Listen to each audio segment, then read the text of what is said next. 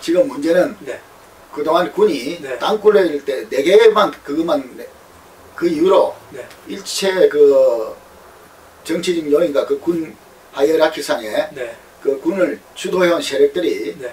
그 땅굴을 존재 자체를 애써 부인해 왔습니다. 네. 그래서 지금 국민들 경각심을 높이고 네. 국민들이 또한 이제 그동안에 사실은 굉장히 불안해했다는 것이 네. 최근에 땅굴론으로 밝혀졌습니다. 네. 네. 그래서 좀 더 우리 박사님께서 네.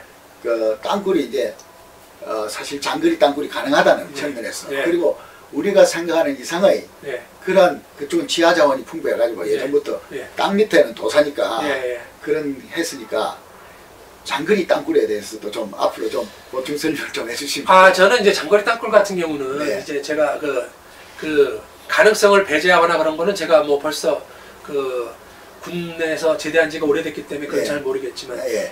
이제 그 다르게 이제 그거 국민이 불안하다는 것이거든요. 예, 그런 이제 안보당국이 이런 아니 뭔가 위협이 있긴 있는 것 같은데. 그렇지, 예. 그러니까 뭐 천안함 정도도 공격하고 그러면 예. 아까 말씀드린 대로 김일성 시대의 위협과 예. 김정일 시대의 위협이 어떻게 달라져서 예. 이것이 김정은한테 어떻게 변화됐는가를 이제는 국민한테 설명할 필요가 있어요. 네, 네. 많은 분들이 그러한 전략적 변화나 이런 걸 설명 못하니까 예. 그런 해결되지 못한 부분들 예, 그분들의 말씀도 일리가 있는 건 뭐냐면 네. 사실 이제 우리가 크게 잘못한 건 뭐냐면 네. 80년대 중반부터 네. 우리가 북한을 경시하는 풍조가 있었습니다. 예, 그걸 인정해. 예, 그걸 풍조 북한이 우리가 그 경제개발에 성공하면서 네. 경제적인 뭐 지금 뭐 33배라고 하지만 그런 경제적인 관점이 네. 우위에 있었던 부분이 있지만 예.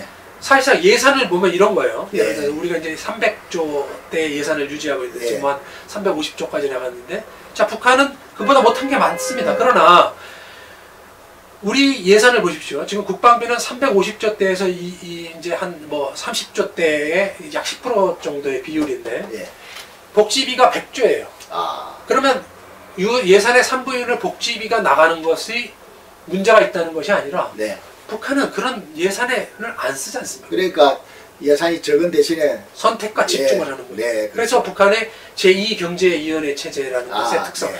아주 간단합니다. 네. 우리가 이제 뭐 우리 옛날에 제2경제 할 때는 또 다른 개념이었는데. 아닙니다.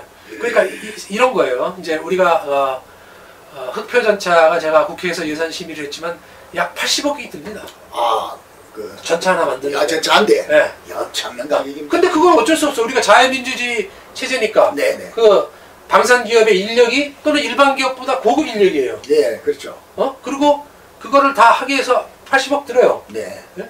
근데 북한은 어떻습니까? 제가 확실한 통계는 아니지만 한 3, 4억이면 만들어요. 그 임금도 뭐. 그러니까 이런 북한과 남한의 체제, 네. 체제의 비율, 네. 네? 이런 것들을 차라리 국민한테 말씀을 드려서 아, 정말. 그리고 북한이 왜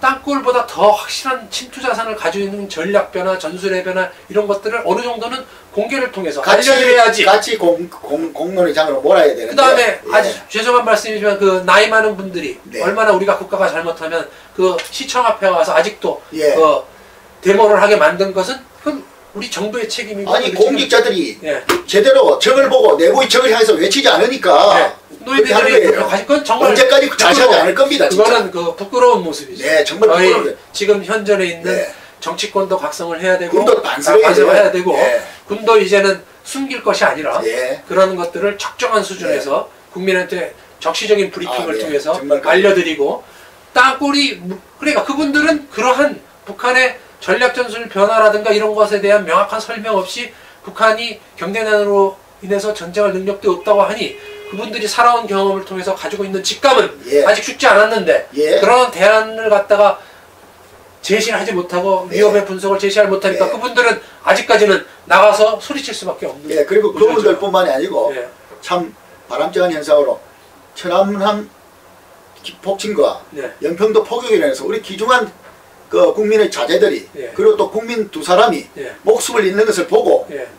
정말 이제 젊은이들이 깨어난 거예요. 야, 내가 죽는구나. 아, 그렇죠. 우리는 다행히 그래도 국민 개벽 사상이 있어가지고 예. 내가 죽는구나, 내 아들이 죽는구나. 어머니들이 알고 예. 그래서 이때를 이용해서 우리가 진짜 솔직하게 공론의 장으로 나와가지고 지금 우리 홍 대표님께서 말씀하신 그게 좀 바람직한 것 같습니다. 아니 그러니까 지금 제가 군 생활할 때서부터 지금까지 제가 가끔 이제 전방 지역을 가보면 눈물겨워요. 예. 제가 중소대장 할 때만 해도 예. 아이들이 한 집안에 아이들이 7, 8명이었어요. 그렇습니다. 아니 예. 뭐 예. 죄송한 세 말씀입니다. 사람 이상한 미디어 세 사람. 예. 제가 중대장 소대장 할 때. 예. 근데 지금은 한둘이에요. 그럼요. 그런데도 우리 국민분께서 그 귀중한 자재를 전선으로 보내고 있지 않습니까? 그렇죠. 그러니까 그러한 희생과 노력을 결실을 맺기 위해서라도 네. 이러한 총체적인 노력이 네. 기울이지 않으면 안 네. 된다. 정말 우리 네. 참 오늘 이 기회를 통해서 좀 좋은 말씀을 군에다 제시해 주셨습니다. 그 다음 넘어가시죠. 네.